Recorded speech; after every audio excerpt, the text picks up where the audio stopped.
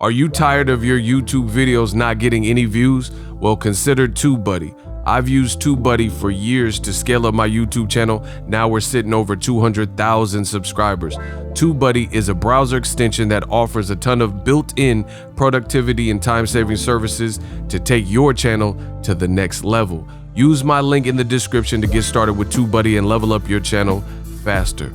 We working.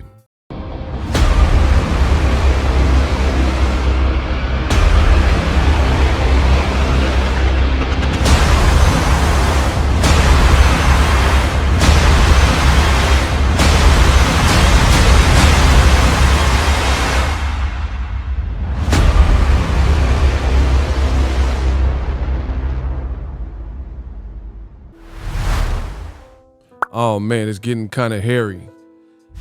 Bob Arum and Teofimo Lopez have seemed to reach a crossroads in terms of what should be next, how much the person should be paid, and I want to talk about that in this here video. What up, Fight World? It's your boy Ego, and I'm back with some more boxing. Make sure you smash the like button. Also, subscribe to my channel for the latest and greatest. Now, I made a video similar to this, but I want to make more of a Cliff Note condensed version for you guys. Mike Coppinger of The Athletic has reported some interesting news. He was speaking with Split T Management, the management company, and a guy named David McWater, who is Teofimo's manager. Also, there's some quotes from Teofimo Lopez's own promoter, Bob Arum. And it's a lengthy piece, so you guys have to go to The Athletic for that. But I just want to focus in on, tunnel vision this. You see this tweet. Lopez's manager, David McWater, told The Athletic, quote, they had, meaning Top Rank, between October 18th and February 6th to schedule a big fight for him being Teofimo, and get out of the purse bid with George Kambosos. When they say it's a shit fight or anything like that, they could have made a different fight, but they chose not to. Bob Arum has famously said that he's okay with Teofimo fight being picked up by another network and they can foot the bill because he's still getting paid off of Teofimo. This is roughly what Bob Arum said. Here's another tweet. Teofimo was offered his contract minimum. You guys see this? Hold on. Teofimo Lopez was offered his contract minimum for the mandatory title defense for George Kambosos. 1.25 million per sources. Now keep this in mind. It says 1.25 million per sources. And the stalemate with Top Rank could push Teofimo Lopez's next fight off ESPN and onto another platform. Here's what lies ahead. So this is giving you a preview of what's in this. And I've actually read through it and it doesn't sound good. Here's a direct quote from Mr. Bob Arum. Teofimo Lopez had a title defense minimum and we more than doubled it. And now suddenly that becomes peanuts. What the hell are we talking about? So basically the fork in the road is this. According to this article, Teofimo, his title shot minimum was 150,000. You guys know what the word minimum means. It means, per that fight, per the contract, he can't get less than that. But he can get more, but it's not mandatory, right? They had it in writing, according to the article, that if Teofimo Lopez were to beat Lomachenko, his new minimum for that victory would be 1.25 million, which is what they offered him to fight Kambosos. If he would have lost, which is kind of irrelevant because he didn't lose to Lomachenko, they said he would have got 500,000 as a minimum, for the effort, spirited effort, and trying, and losing his title to Lomachenko, right? Teofimo's team believes that minimum that they just negotiated with Bob Arum, they wanted more money for the George Kambosos fight. Like, I don't know if they're expecting like a big, phenomenal crowd, Australia. I don't know where they'll put this fight, but if they put it, Australia has very low Rona cases. So they were saying the stadium could hold 50, 60,000 people. And I guess Teofimo believes that he's entitled to more money. He doesn't, why should the people who are throwing this event be able to collect all the dough, and he's stuck at his minimum. And that's where we're at with this. This is an extremely bad look. It's messy. It's public. People's numbers are being put out there. There's inconsistencies with stories, loopholes, and that's just the gist of it. Bob Arum, it appears to me, has gotten to, at 88 years old, he's gotten to the point where he's straight savage. Like, he's straight shooter. He's not gonna sugarcoat it. He's just saying, he does an interview and he just says what it is. Terrence Crawford's losing me money. I can prove it. I could have bought a nice house in Beverly Hills with the money I lost on Crawford. Even if people think that's cutthroat or insensitive, he's just telling you what he feels. Whether it's true or not, you have to look at his financials, but this is what he's saying. He's saying like, yo, we just more than doubled his original minimum when he beat Lomachenko. And Bob Arum's arguing that the impasse is coming because Teofimo is expecting an amount of money that's not reasonable given the George Kambosos fight. Yes, it's a mandatory, but he's saying it's not that big of a fight. It's not a marquee fight. It's not a Pacquiao, Marquez, Mayweather, Pacquiao, Mayweather, Canelo type of fight. So why should I give you more than your minimum in a pandemic? So we'll see how this plays out. One extremely bad look for Teofimo is this. Teofimo, when he beat Lomachenko, he seemed thrilled, and there's no problem with that.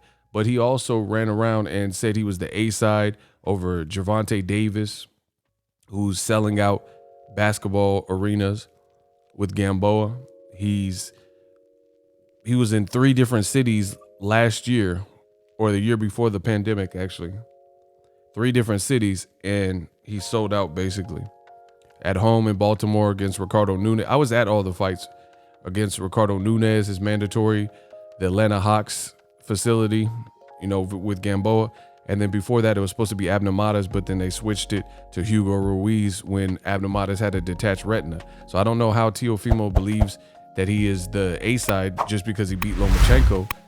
A-side, there's so much more that goes into it other than purely just having belts from a one-off fight, right? And again, if we're really talking A-side, how are you the A-side and it's looking messy like this? You want more money, can't get it. Your promoter saying he's not, it's similar to Crawford when he was saying that he wanted more money, 50-50 splits and stuff like that with Errol Spence. It becomes hard to make that argument when your own promoter is, stifling you and, in your opinion, lowballing you.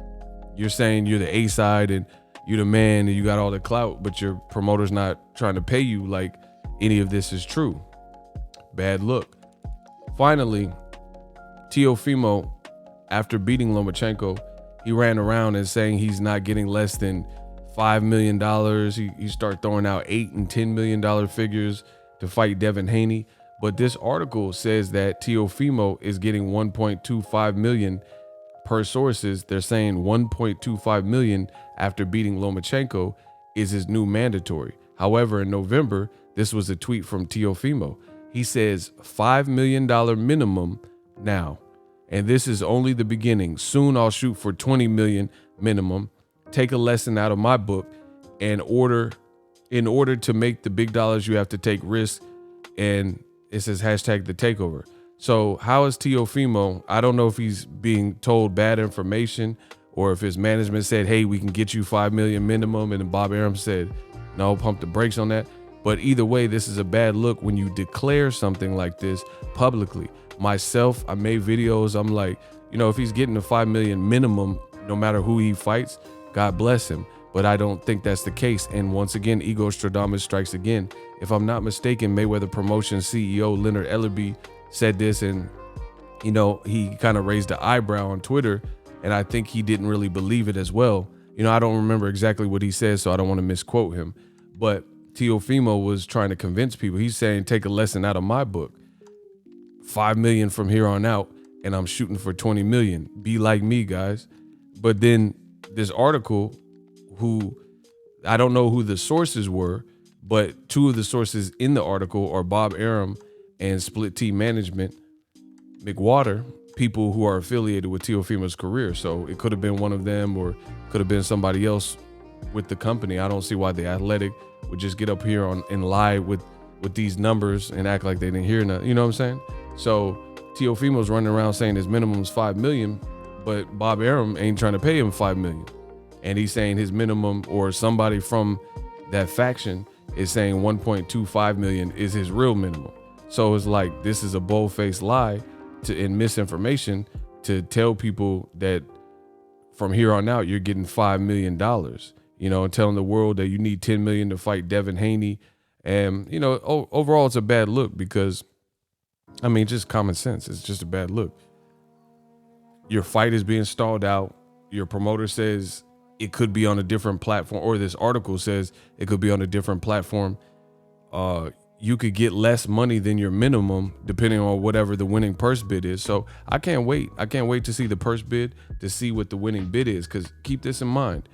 Bob Arum's offering him for George Kambosos his mandatory 1.25 million, which means the purse split for a purse bid for the IBF is 65% to the champ, Teofimo, 35 to Kambosos. So they're going to have to bid over 2.5, 2.7, almost $3 million to get the equivalent and break even to what Bob Arum was going to give you as your minimum. And I think Bob Arum is doing this and showing the lesson, like, all right, we'll see what the vote is. For example, and I know some of you might not be good with math, this is the bottom line. Teofimo, through a purse bid, if the two teams cannot come to an agreement through a purse bid, then that means he has to abide by whoever wins the auction. So a person, whoever bids on this, for him to get what Bob Arum's offering him right now with the 1.25 million, he's only entitled to 65% of the winning bid, 65%. So a little bit more than half. So it's going to take a significant bid for him to make a lot more money than this particular minimum that he's being offered, you know? And I don't know if his team sees it that way, but just do the math. 65% of like whatever, like, okay, so for example, $3 million, if the winning purse bid is $3 million, half of that is 1.5. But that's saying, you know, that, and then he needs another 15% to make 65, right? But the point being is somebody's going to have to actually like this fight, George Kambosos and Teofimo Lopez, so much to the point where they're putting up these lofty numbers, because other purse bids have been won at a far cheaper rate, you know, like 100,000, 300,000, 800,000, 1.3 million, 1.6 million. So if it's anything under about 2.5 million, that means through the purse bid rules, if all goes through and he only gets 65% of the winning bid, if it's under a certain price, he could actually get less money than he would be getting with the 1.25 minimum from Top Rank. And I think that's why Bob Arum's doing it. Very messy situation. Let me know what you guys think. Drop your thoughts in the comment section. We working. As always, hate, comment, and subscribe. Till next video is Ego signing off. So if you enjoyed this video and want more content like this on the channel, you can show your appreciation by going to the PayPal donate button or the YouTube support button, and you can donate any amount that you feel is equivalent to the value of this video. Much more to come. Thank you guys for your support. Boxingego, the future of boxing.